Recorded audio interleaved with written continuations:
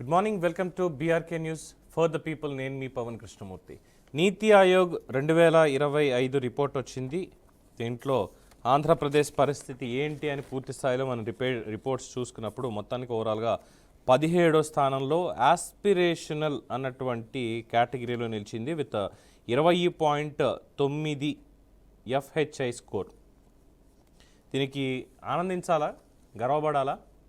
ఎప్పుడు చూసినా నీతి ఆయోగ్ రిపోర్ట్లో టాప్ 10లోనో టాప్ 5లో ఉండేటువంటి ఆంధ్రప్రదేశ్ రాష్ట్రం అట్టడుగున 17వ స్థానంలో చివరి నుంచి 2వ స్థానంలో నిలిచింది అంటే దీనికి పాపం ఎవరిది?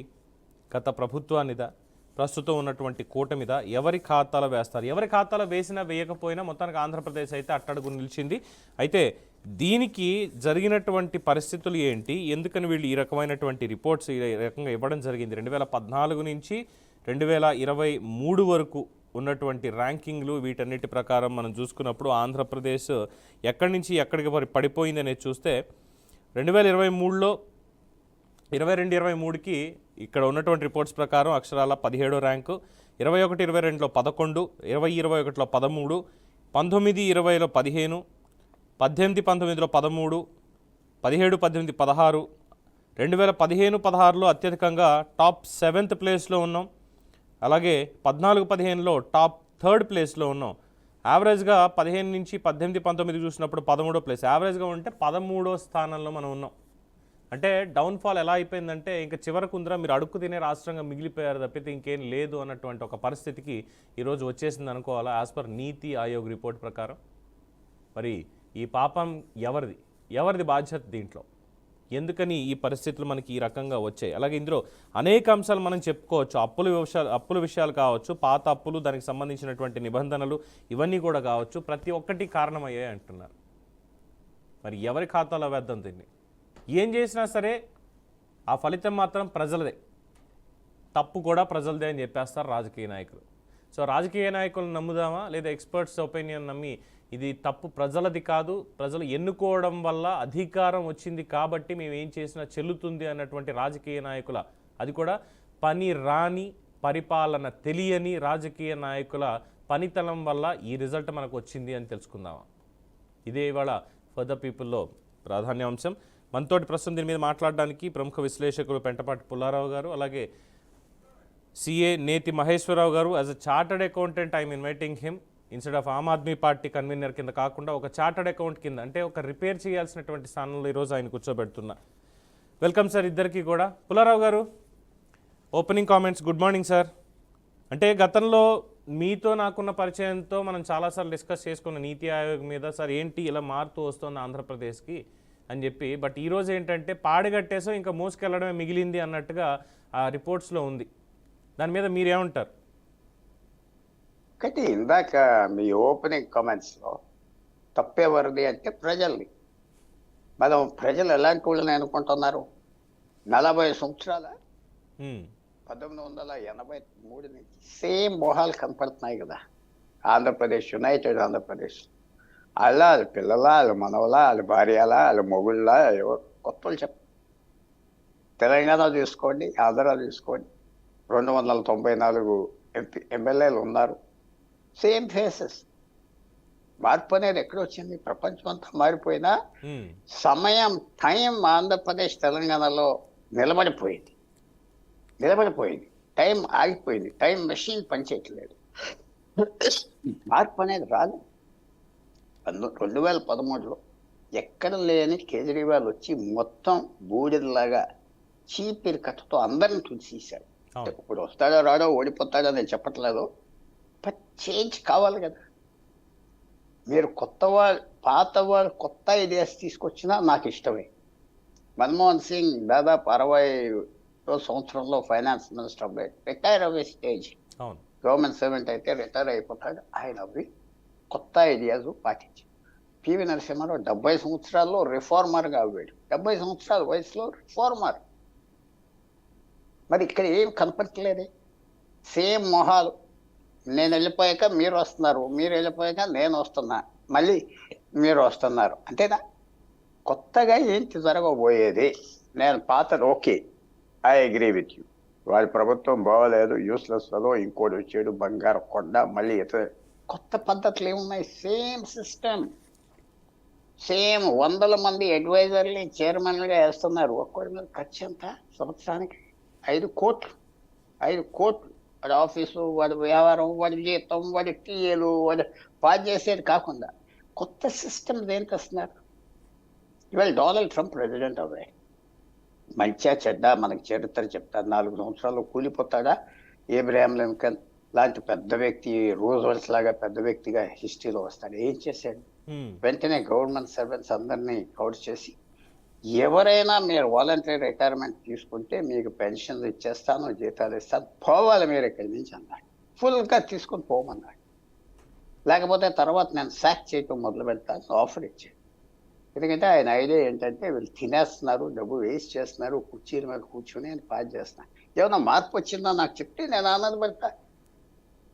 అక్కడ ఇప్పుడు మీరు ఒక సిఏ గారిని పిలిచారు, ఆయన ఏం చేస్తారంటే ఈవేళ ఉన్న అనాలిసిస్ అటాప్సీ చేస్తారు. కొత్తగా ఏం కావాలి? పాత సిస్టమ్స్ క్లీనప్ చేసి నేను చేశానంటే మీరు కొత్తగా నాకేం కనపడట్లేదు.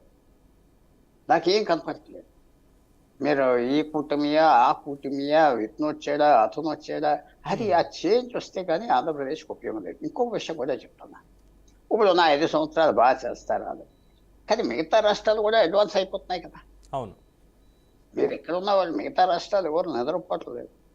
తెలంగాణ, కర్ణాటక, తమిళనాడు, మహారాష్ట్ర, లేకపోతే ఇంకా కొంచెం గుజరాత్, చిన్న చిన్న రాజస్థాన్ టూరిజం మీద ఎంఫసిస్ ఇచ్చుకుంటాను ముందుకు రావడానికి, మధ్యప్రదేశ్, కేరళ కూడా ట్రై చేస్తుంది. సో ఇక్కడ మనం ప్రోగ్రెస్ అవుతాం, మిగతా వాళ్ళు కూడా ప్రోగ్రెస్ అవుతే కంపారిటివ్గా మనం ఇంప్రూవ్ అవుతావా?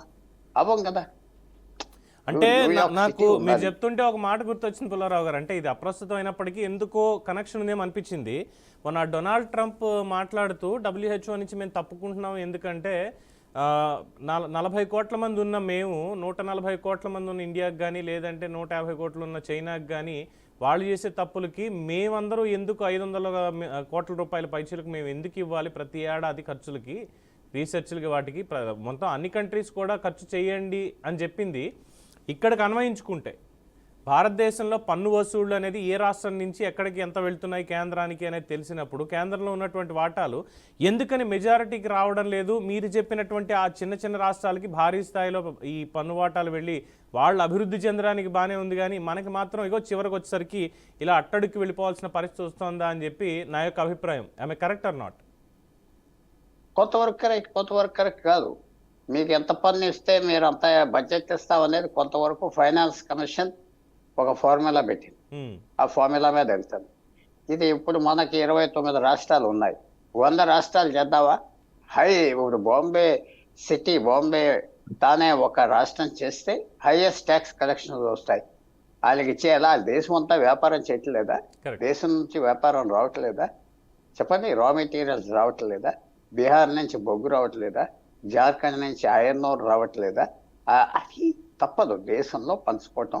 ఒక దేశంగా ఉన్నాం కాబట్టి దాని ఫార్ములా నేను ఇవ్వట్లేదు. నేను అడిగే ప్రశ్న ఎవరైనా జవాబు చెప్పగలిగితే, కొత్తగా సిస్టమ్స్ తీసుకొచ్చారా, కొత్త మార్పులు తీసుకొచ్చారా?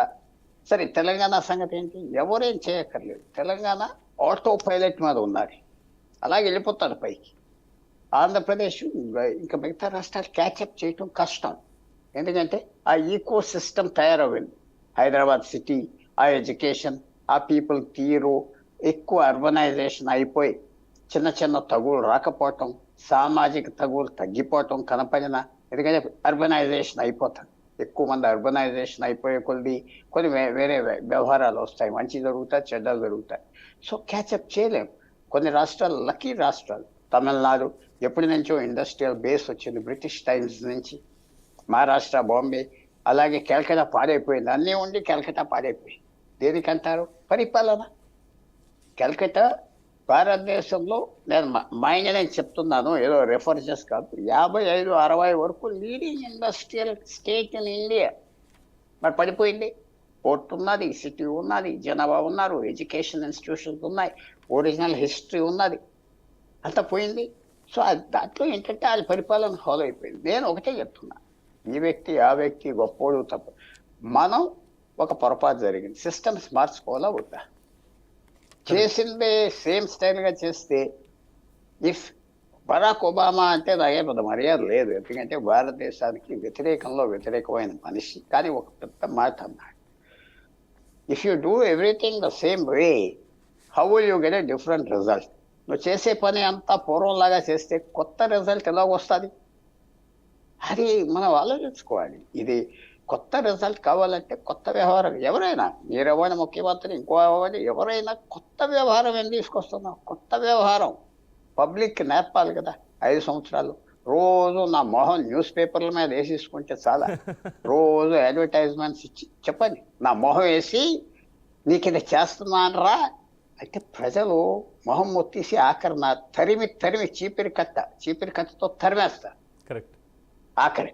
అది అర్థం నాకు కావాల్సింది ఎవరైనా చెప్పగలిగితే కొత్త సిస్టమ్స్ తీసుకొస్తే పాతోళ్ళు చేయలేరు కదా. మళ్ళీ ఇంకో గవర్నమెంట్ వచ్చాక ఆ సిస్టమ్స్ మీద వెళ్ళిపోతూ ఉంటాయి. అసెంబ్లీలో పాస్ చేయొచ్చు కదా ఇలాంటి కొన్ని పనులు చేయకూడదు.